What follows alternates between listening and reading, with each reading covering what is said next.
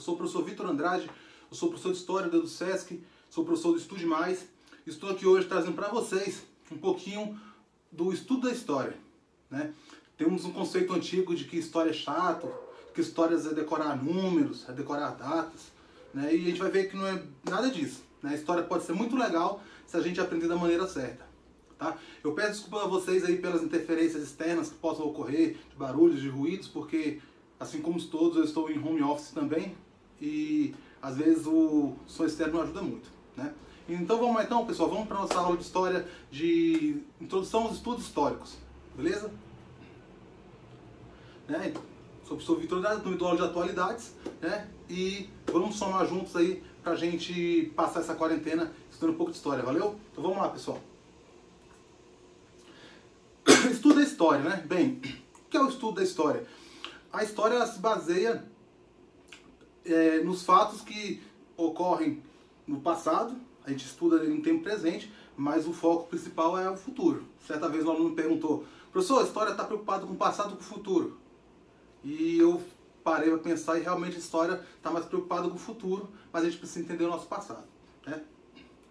Então o conceito de história é a ciência que estuda, a ciência humana que estuda os fatos e os acontecimentos do passado, né, no tempo presente, tendo como foco o futuro, né? Então a gente estuda a história no tempo presente, os fatos, as pessoas, os acontecimentos do passado, objetivando o futuro.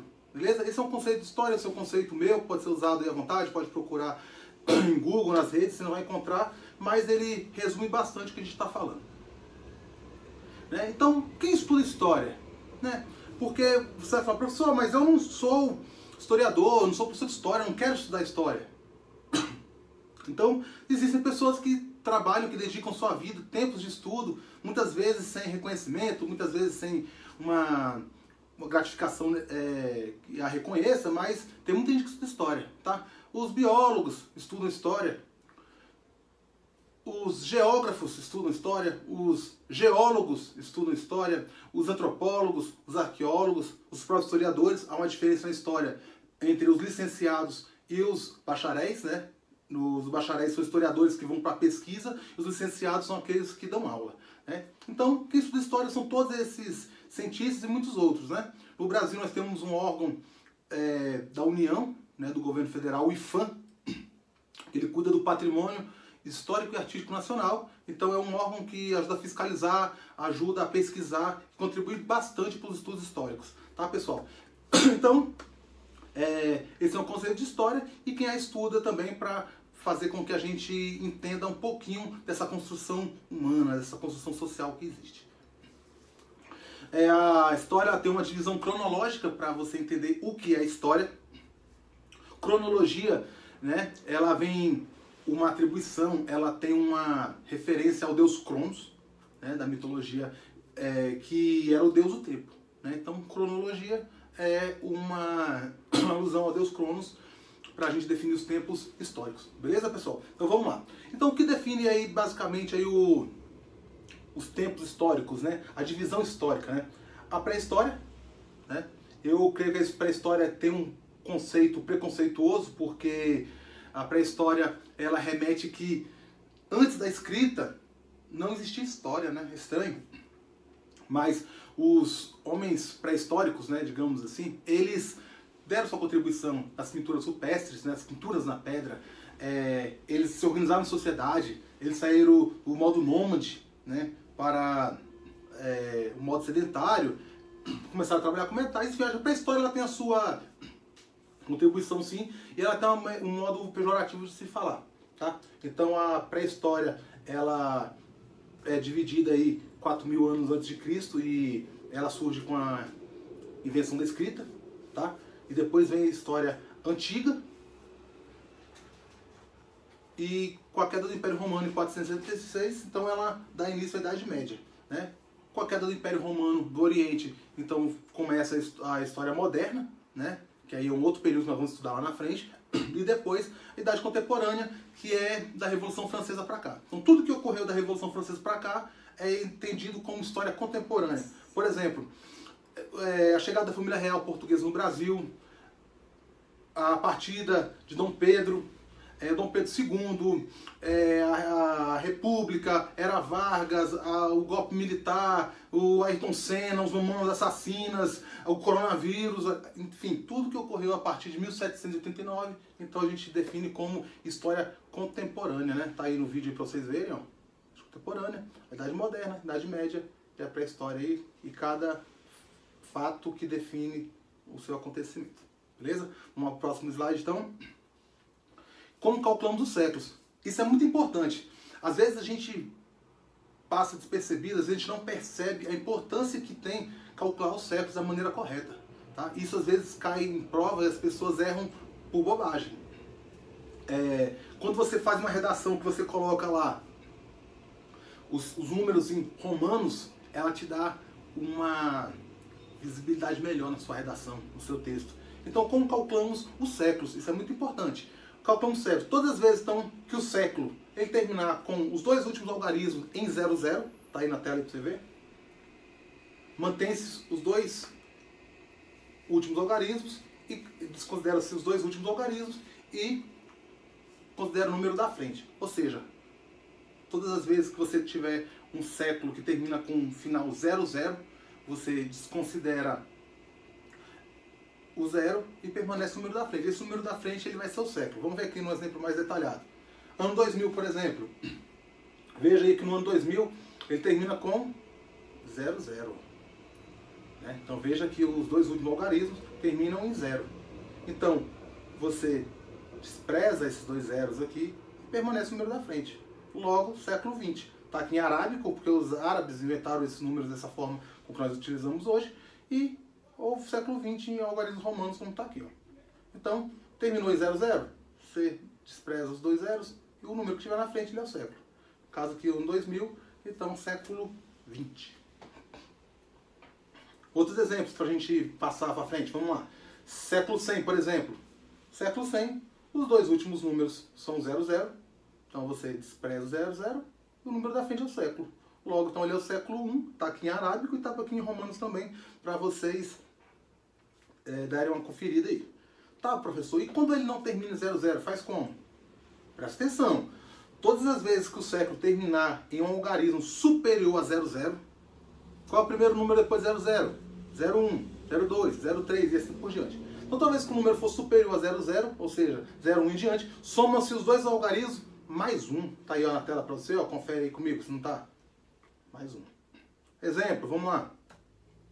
No ano 2020, o ano que nós estamos aqui agora, né, idade contemporânea, o ano 2020, os dois últimos algarismos terminam em 20, né? 2020, 2020. Então termina em 20, os dois últimos algarismos terminam em 20, portanto, 20 mais 1, 21. Tá aí, ó, em arábico e tá aí em romanos também, né? Tá, e por que soma mais 1? Porque quando encerra-se o século, né, um período de 100 anos, ele vai de 0 a 100, esse 100 completou um ciclo de 100 anos, então ele é um século. Quando ele vai para o primeiro ano, o 01, ele já está indo para o século 2, ele já está no segundo século, então soma-se o primeiro mais o segundo, então soma-se 00 mais 1. Né? Pensa no sistema métrico também, você está em 1 metro, você pega de 0 a 100, é 1 metro. Quando você pegar do próximo centímetro até o segundo metro, ele já está no segundo metro, na segunda metragem. O século funciona da mesma forma. Então, quando você de 0 a 100, um século, a partir de 1, segundo século. Tá? Então a fórmula é essa. Terminou em 00, permanece o número da frente. Terminou 01 em diante, então você vai somar mais 1. Você pode botar em arábicos e romanos, eu sugiro que seja em romanos. Né? Até um exercício para a gente fazer em casa aí, aprender os números romanos. Eu sei que não é fácil, os números romanos, mas a gente aprende, né? Então existem vários calendários, né? Calendários vem de calendar, né? Que significa início e meio de mês. Existem vários. Tá aí, ó. Chinês, o judaico, o islâmico, o maia, o lunar, o solar, o maia, repetido maia, né? E o gregoriano, utilizado na maioria da parte ocidental do planeta, né? Nós utilizamos esse gregoriano aí, que foi o Papa Gregório, que ele determinou que o calendário seria cristão, mas não necessariamente por uma questão religiosa, mas uma questão política e geográfica que a gente vai ver lá na frente. Beleza? Então existem vários calendários, existem outros calendários também, mas não cabe a gente ficar aqui utilizando nosso tempo para verificar todos, né? Mas vamos para frente então, pessoal. O calendário e as datas, né, se definem pelo movimento da Terra em relação ao Sol, né? Então esse conceito ele foi lá do Renascimento, né, um período pós-medieval que nós vamos estudar lá na frente, que a Igreja Católica, né, que foi um pouquinho da Reforma, ela determinava através do teocentrismo, né, teo é Deus, centrismo é o centro, Deus era o centro de tudo, então a Igreja coordenava e comandava as pessoas, o planeta, da forma que ela achava do caráter religioso. Então, o Copérnico, né, o prussiano Copérnico, ele desenvolve um estudo ao qual ele mudou essa regra de que Deus era o centro de tudo, ou o geocentrismo, que a Terra era o centro. Ele cria a teoria do heliocentrismo, ou seja, que a Terra ela gira em torno do Sol. Vitor, mas você falou que história das ciências humanas, você já falou de número, agora você está falando de astrofísica. Como eu falei, a história tem vários cientistas, muitas pessoas completam a história, não é só o historiador, né? Então o Copérnico ele fez esse estudo, comprovado hoje e afirmado, né, que a Terra realmente gira em torno do Sol, né, descartando inclusive aquelas possibilidades de Terra plana que temos aí ultimamente. O pessoal tem retomado essa discussão aí. Né? Então, em pleno Renascimento, né, as ideias contrariavam a Igreja Católica Apostólica Romana. Você vai encontrar também algumas provas e algumas pessoas falando em ICAR. Viu, gente? ICAR. Tá aqui, ó. Igreja Católica Apostólica Romana. Às vezes a pessoa abrevia. A pessoa, o que é ICAR? Na hora não sabe. Então, se tiver uma abreviação aparecer para você essa expressão ICAR, a Igreja Católica Apostólica Romana é uma forma de abreviação, né, para se ganhar tempo no texto. Ela defendia, então, o teocentrismo, ou seja, Deus é o centro das discussões da Terra, né? Deus é o centro, é o grande arquiteto do universo, né? Ele define as razões humanas. Então, o Renascimento ele vem com o humanismo, ele vem com outras ideias, contrapor a igreja, inclusive a reforma protestante com Lutero. Mas isso aí não é pra gente ver agora, não. Beleza? Vamos passar em frente. Isso aqui é só pra gente ter uma noção do que é história, de como a gente compreender a história pros passos seguintes. Beleza, pessoal? Vamos lá, então. Teoria do heliocentrismo. Então, o helio é o Sol, né? E centrismo, é evidente, é o centro, né? Então, o Sol é o centro, é a ideia desenvolvida pelo Nicolau Copérnico, esse camarada aqui, ó. Estiloso, né? Pra época aqui, estudioso, né? Aqui já deu uma noção aqui de terra, de universo aqui. Vamos lá. Né? Então, a gente viu que as teorias do Sol, é a que definem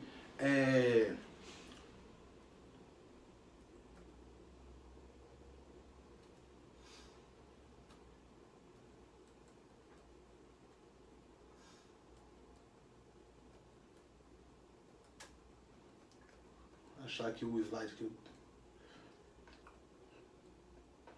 A teoria do heliocentrismo, então, é a teoria do Sol, desenvolvida pelo Copérnico, né? E ela definiu, o mundo ele é definido pelos movimentos de rotação e os movimentos de translação. O movimento de rotação é o movimento que a Terra faz em torno de si mesma, né?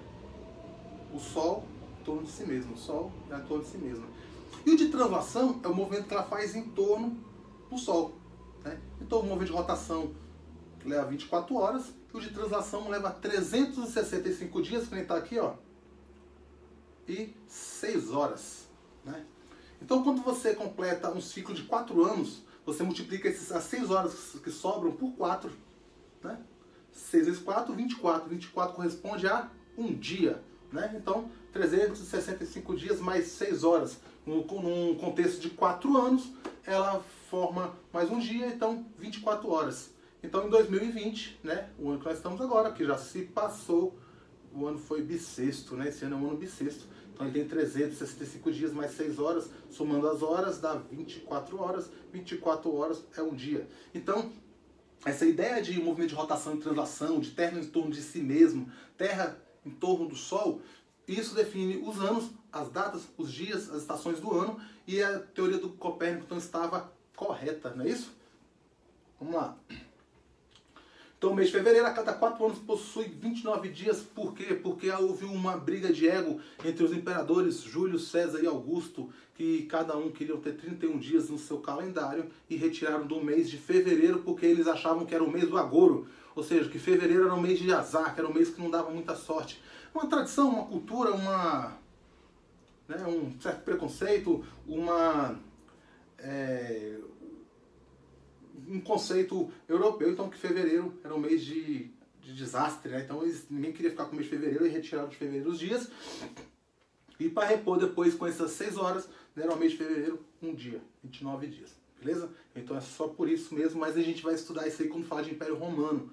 Aí a gente volta no assunto. Então isso aqui é só para a gente ter uma noção, né, do que está acontecendo. No Brasil e em maior parte do mundo ocidental, né, a história ela parte do princípio do eurocentrismo.